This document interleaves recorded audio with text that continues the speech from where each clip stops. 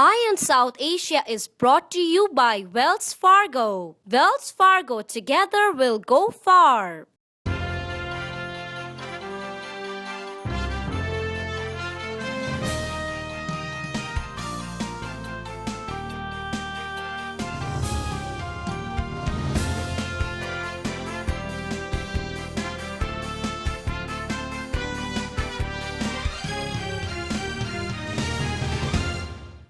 Hello and welcome to Eye on South Asia. I'm Bhavna Vanan. And I'm Sunil Hali. Every week we'll discuss the latest news, events, and happenings with South Asians in North America. Sunil, let's get started with our breaking story of the week. It's about Dharun Ravi and his sentencing. It made the front page of the New York Times this week. And can you tell us about what he ended up getting? We have been doing this story from the point it started, and it's been almost now 2 years. And we started Eye on South Asia about a year ago, closely watching it, following it. Mm-hmm. Even though I cannot share a lot from a personal meeting with Dharun's parents, I spent about an hour with them personally, mm-hmm. and learned quite a bit about this case. But it's very important to share some of the feelings and some of the realities that Dharun and his family faced. But to share with our audiences, the best thing is that Dharun has been given the right punishment, not necessarily as it was being talked about, up mm-hmm. to 10 years. Yeah. And he got 30-day jail term.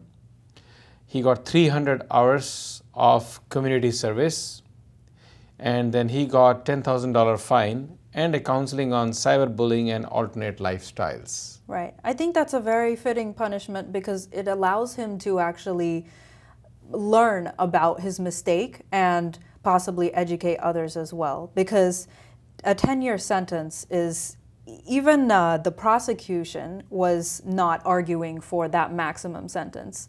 So really, it wouldn't have been a fitting punishment for him. And as much as I have very strong feelings for Dharun, because we all went to dorms and lived with our roommates, he did commit a mistake, maybe a mistake that a teenager would make. But what I think the observation Judge Glenn Berman made, he said, at no point did Dharun apologize or say a word that he felt sorry about it. Mm-hmm. Now, whether he was legally advised not to do so, but this is something very strongly Judge Berman, who actually has done great favors, despite jury finding him on 15 counts. Yes. They convicted him except for one. And he said, down the road you can expunge this judgment. You cannot expunge the conduct or the pain you have caused. Right. And I think Dharun does feel the pain. He does feel the pain because he has himself been hurt so badly for the last 2 years. Mm-hmm. As his parents shared, this kid could not go out to even buy a burger. Right. Now, 18-year-old boy converting into a 20-year-old youth, 2 prime years of his life. I don't know for how long he can be shying away from the community and the public life, but it was a challenge. He was like a house arrest. Right. And just the fact that this case got national media attention, it was just like all eyes were on him, and he really found it hard to make any sort of reaction. In fact, he didn't even make a statement during this case, and his mother made a statement instead, and whenever she did, she was very emotional, and in those situations he did actually at times break down in tears. Right. So he didn't make a formal apology and didn't show remorse in that way, verbally perhaps, but I think through these at least nonverbal cues, you can tell that he felt deeply sorrowful. And we had quite a bit of division almost across the country. And I even went to Rutgers and met several students. From what I found, there was almost a vertical division about it. They all felt that he's not a criminal. He did not cause death. He did not kill anybody. But there was a mistake, and I think Satish Mehtani with Peter Kothari in New Jersey, who led the crusade against a possible judgment that was to be handed over to him on 21st this week, they really feel that even though Judge Berman mentioned at one point that I don't think with my judgment anybody is going to be happy, and I think I'm half right and half wrong. Satish Mehtani rightfully said that no, he is fully right all the way. Yes, and he was very pleased with the verdict in the sense that he said this is one of the best gifts that God could have given to the Indian community, because the Indian community really came out and rallied and protested outside the courthouse and that sort of thing. They really took a stand on It was not this just the court. There were issue. many public places where such community gatherings took place, and I would not really call it a protest. It was essentially an appeal to be considerate for the judiciary system to punish this kid in line with what he had done. Yes. But while Satish thinks that it was a gift and it was a very fair judgment, the New York City Council Speaker Christine Quinn, who is a champion of Lesbian and Gay Association, feels this is absolutely wrong. She blasted the judge and called for further penalties for Ravi. And she's going to support the prosecution for a possible appeal against this judgment. And she feels that Tyler Clementi's bullying case is not got the real judgment, and Ravi has gotten away with minimal, including Father Clementi, Tyler's father, who took the stand and said that he think his son had been wronged and a proper punishment should be handed over to Ravi, and including Clementi's brother also made similar comments.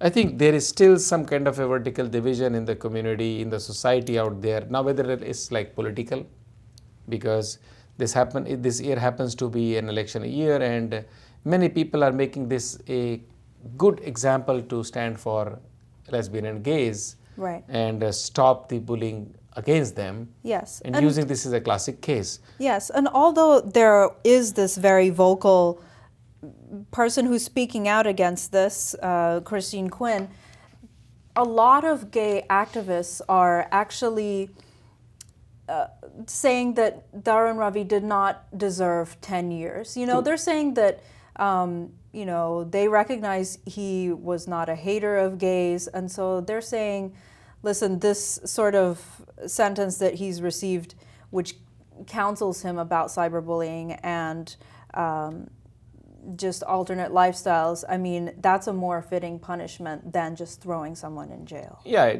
I think everything came out in the right order right now, finally on 21st, and it should be a relative day for the community, Right. especially for the family of Clementi's and mother.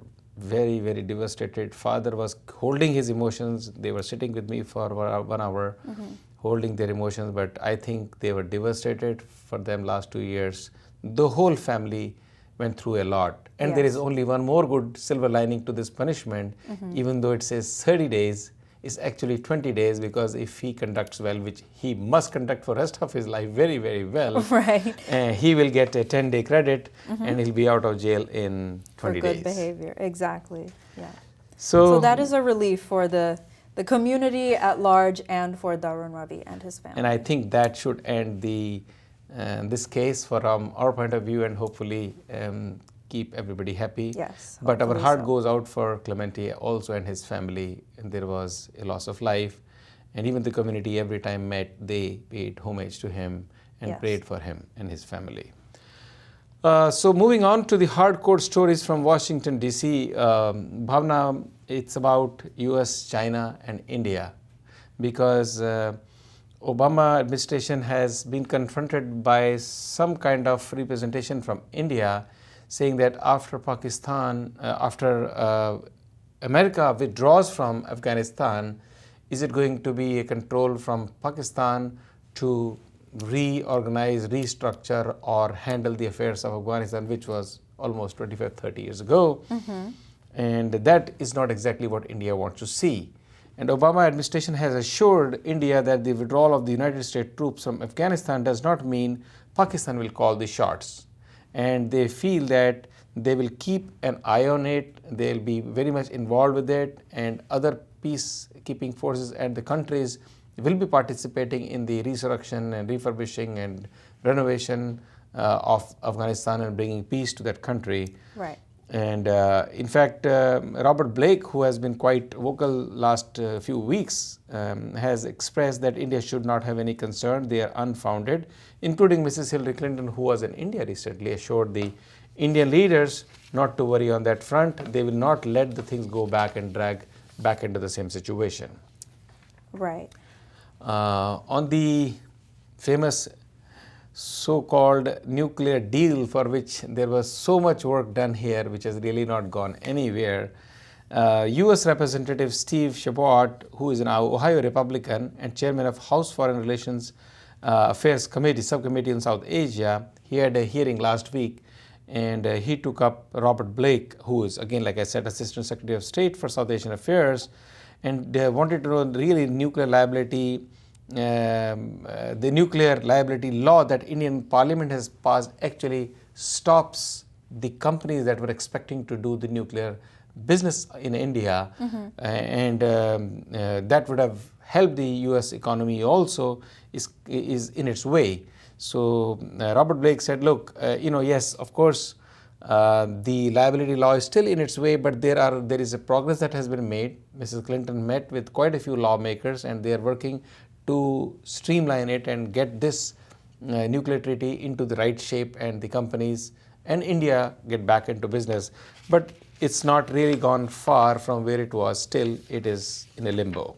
Right. And this also plays into that limbo of a relationship with U.S. and India, and trying to figure out, in the case of this nuclear liability law, which companies can come into the Indian market and compete.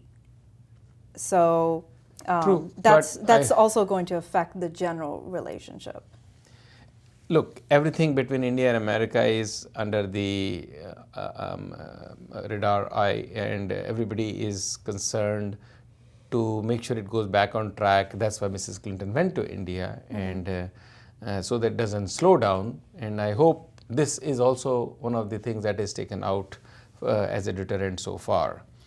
Montek Ahluwalia, who is the Deputy Chairman of the Planning Commission of India and a noted economist, was here at the United Nations to make a presentation at State of the World Economy and Finance in 2012.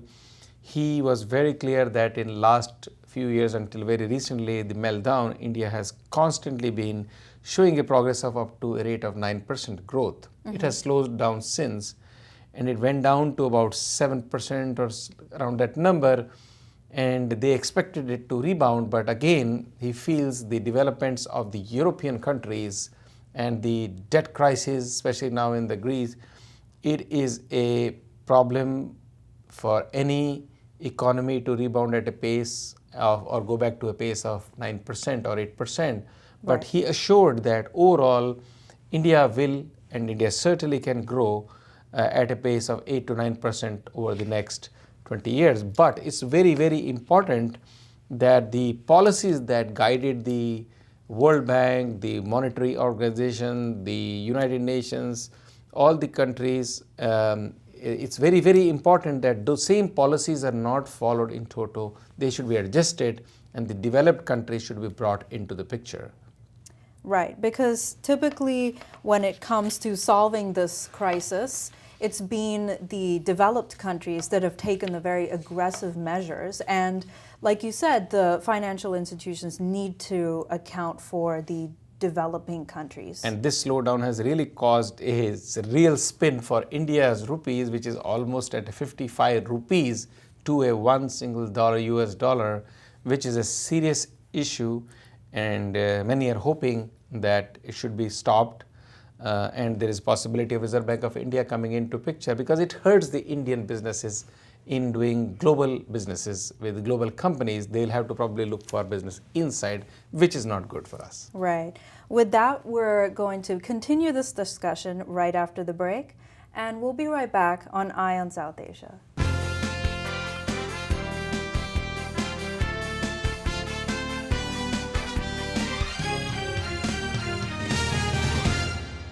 Eye on South Asia is brought to you by Wells Fargo. Wells Fargo, together we'll go far.